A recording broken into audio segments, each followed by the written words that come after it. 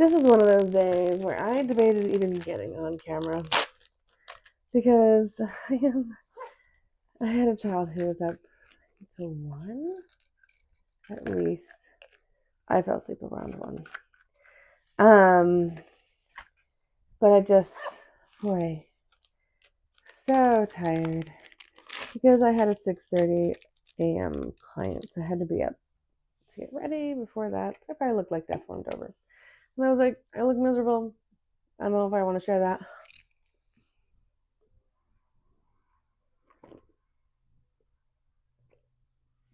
But here I am, taking my vitamins. Got my tissues and my pen. There's some more vitamins and supplements, but that is beside the point. So, I am still collecting books, which is actually no small feat because I tend to read a book every day or every other day. Like I read a lot. Like I said, I'm not going to be putting all those books in, and some of them are repeats. There are some books that I just love, and I'll go read parts of them. Like, oh, I love this part. Or I got a book in my head. The other day, I could not find a book that I read anywhere. I went all the way back to 2022. Could not find it. I'm like, So what? Oh, you know what? I bet it's on my book list though. I'll go check my book list and see if it's on there because I couldn't find it. And like a scene was going through my head and I wanted to read it anyway. So I found another very similar one and I read like half of it. But okay, so today's day 15. Oh, this one's entertaining. So day 15 is holidays. You know what? Maybe we'll expand it. Because no, today's are just holidays I really just dislike. So let me put this into perspective. There are good things and there are bad things in this world. And it's really, really common for us to just move with the flow until we really think about it. And then once we start thinking about it, we're like, I really, really dislike the things around this holiday. We don't realize that that is mental clutter. Um, I'll give you a non-example example. So I really, really dislike the book The Phantom of the Opera. I think I read like an adaptation. I still didn't like it. It was like, why are we celebrating evil? Like this guy is bad. And I had like all these things I really just disliked about it. And so I never really desired to watch it. And my sister, the music is beautiful, even though, like I said, it's wrong. So wrong. It's on so many levels. Well, there was this local theater who wrote a play called Phantom Breaks the Opera. And I went with my husband because a friend of ours was in it. And it was hilarious.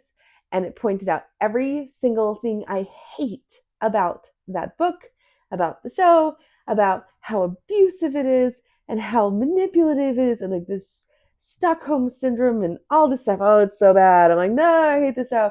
And like I loved this absolute basically it was a parody, a farce, a absolute irony all over the place. It was like, yes, this is very abusive. Like the leading character is like, whoa, and like talks directly to the audience, like, girls, this is okay.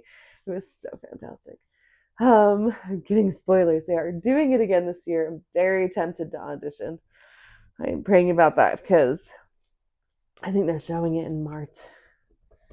And I don't know how far off I'll be from having the baby. But anyway, so what I want you to do today is actually write down the things you really dislike about holidays.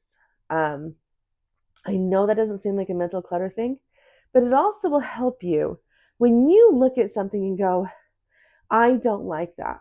Then what you can do is then say, why don't I like that? Do I not like that because it's inherently offensive or because I need to make a change? It happens in our lives where we will go with the flow and ignore the discomforts. And I recognized a few years ago that I was allowing people in my life to display abusive behaviors in front of our children because I felt like they these children, our children, needed to get to see these people.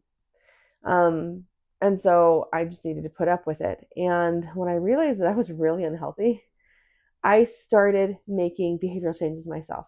And when you change the status quo, people have to respond. And sometimes it's negative and sometimes it's positive. In the end, most of it has become positive. There are still some people who are not on the bandwagon of going, oh, we should have healthy, responsible relationships. But a lot of people went, oh, yeah, we could be better. We could do better. And when you expect respect, you receive more respect, or you end up really in relationships, and that both happen. But I feel that my kids are in a healthier, safer place because I did give more boundaries on holidays. So this is one of the reasons why we're looking at this, because I absolutely hate that there is soy-filled food on holidays. There's food coloring food filled on holidays because we can't have either of those. I have a child who, if she had yellow shampoo. She'd borrowed it from someone, and she had suicidal thoughts for 2 weeks because that's just how she responds to yellow. We went to a B&B for a family get together, and I had the thought before we left that I should take some of our dish soap with us, which I use, really eco-friendly, wonderful soap. It has yellow in it, but it's not artificial food dye. And so it's fine. The entire house was filled with blue artificial food dye at every sink. Every sink. And had we not brought soap, she would have been sick and depressed and like, you know, people do not think about those things. So I hate those things around holidays because my family has to be able to be prepared. Our neighborhood has a meal together, and they're like, oh, we're going to do this holiday thing. Our family has to bring almost all of our food, typically all of it, but sometimes almost all of it. Sometimes they have like a few things. And that is non fun for us. That's like so not fun. It makes it really prohibitive for us to go, am I willing to take 5 children and a meal for all 5 children to this event where there are very few children, so there's not as much for them to do? Like, is that even worth it? People are very, very insensitive to allergies, especially food sensitivities, because they're like, well, if you're not having anaphylactic shock, then you should just be fine. So a migraine's fine, or suicidal. Like, no, absolutely not okay. So that is today's thing. You're going to write all the things you hate about holidays. Spoiler, I really, we actually just stopped celebrating Halloween. How old is he? He's 18. So 16 years ago. We stopped celebrating Halloween 16 years ago, maybe 16? How old is he? Yeah, it was 16 years ago. Because, like, why? I'm Christian. It does not match anything in my religion at all. None of it. I can do harvest festival fun things. They have nothing to do with the holiday. But I am not Druid. I disagree with their teachings. Meh. And that is super unpopular belief, by the way, obviously. Like, it's super, people are so emotional behind it. And I'm like, I get it. Like, I had so much fear behind it. I went into stage makeup so I could learn how to make what we called grossies and gories.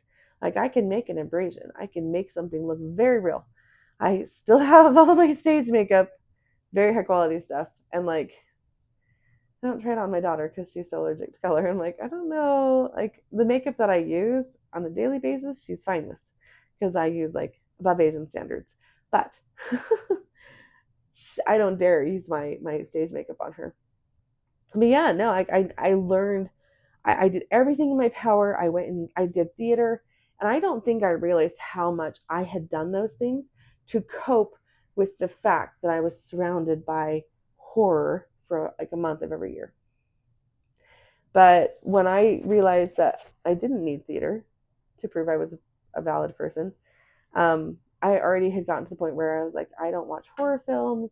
I stay away from, you know, haunted houses. Like, the spirit of contention is not of Christ. Why would I go somewhere that deliberately brings in the spirit of contention? I do not.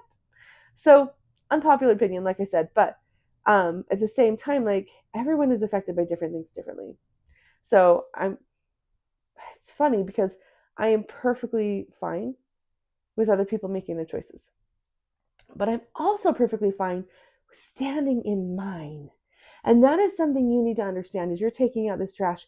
You are detoxing all these things of, if I don't agree with someone else, then we can't be friends. That's totally false.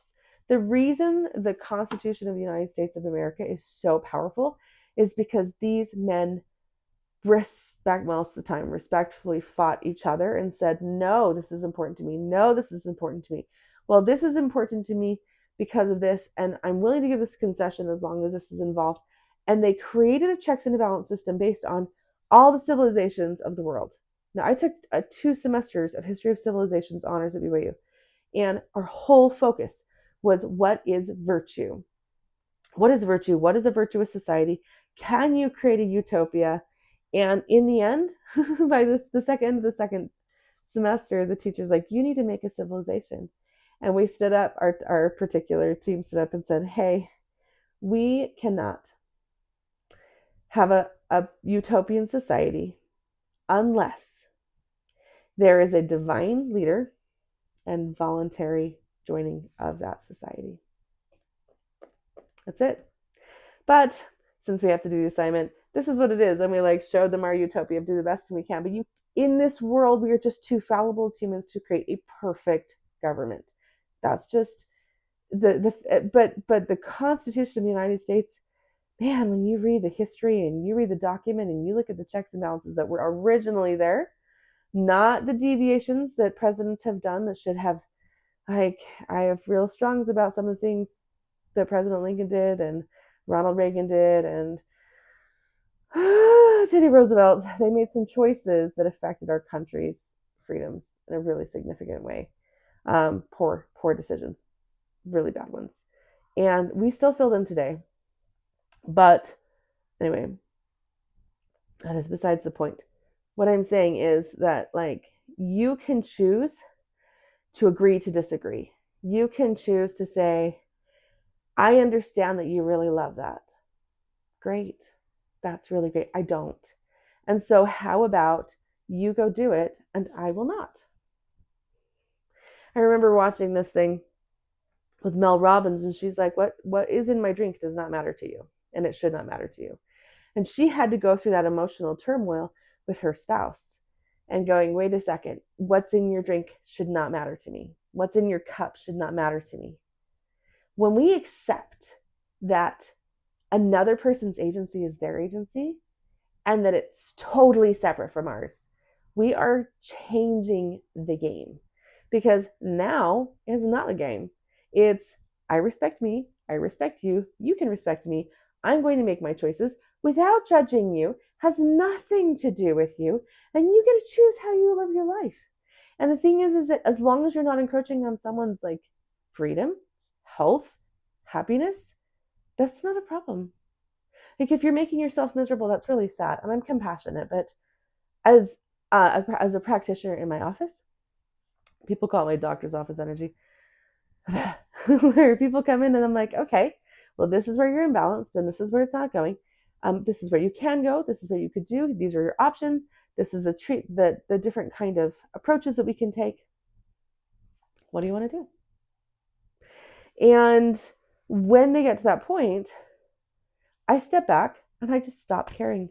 Because when I am invested, I feel manipulative, and I hate that feeling. And so I have to step back and go, you know what? Like, you can go buy this for someone else. You can go get this treatment somewhere else. You can go ignore me completely and trash your body, and maybe you'll still live a long time. My brother lives a really long time, even though he really did try to trash his body for like 25 years. And I just, like, it is what it is, because our bodies all respond differently. I know it's a longer video, but it's truly important for you to understand your autonomy as a person matters. Your belief systems are ones that you get to choose. They're your choices. And that's so exciting and so scary. which is why we often just kind of go with the flow, because we're like, well, if I change the flow, if I change the status quo, I'm going to ruffle feathers. So what? So what? Because if you ruffle feathers so that you can finally be at peace, I remember in high school, I kept a quote book, and one of my favorite quotes in that book that I still remember is, peace without dignity is not peace. And that has been behind a great deal of my realization that I need to defend my peace, so that I could defend the peace of my children. I would just love it when my nose goes red when I cry. It's so fantastic. I should do makeup before these, because then you won't see that. Anyway, so we're going to have peace. We're going to have a dignity. You're going to write down all these things, and it's going to be fantastic. And you'll be like, oh, these are things about these holidays I hate. These are things I can change. These are things that I cannot change. These are things that I can avoid. Like your brain's going to be like, oh. So have fun with that.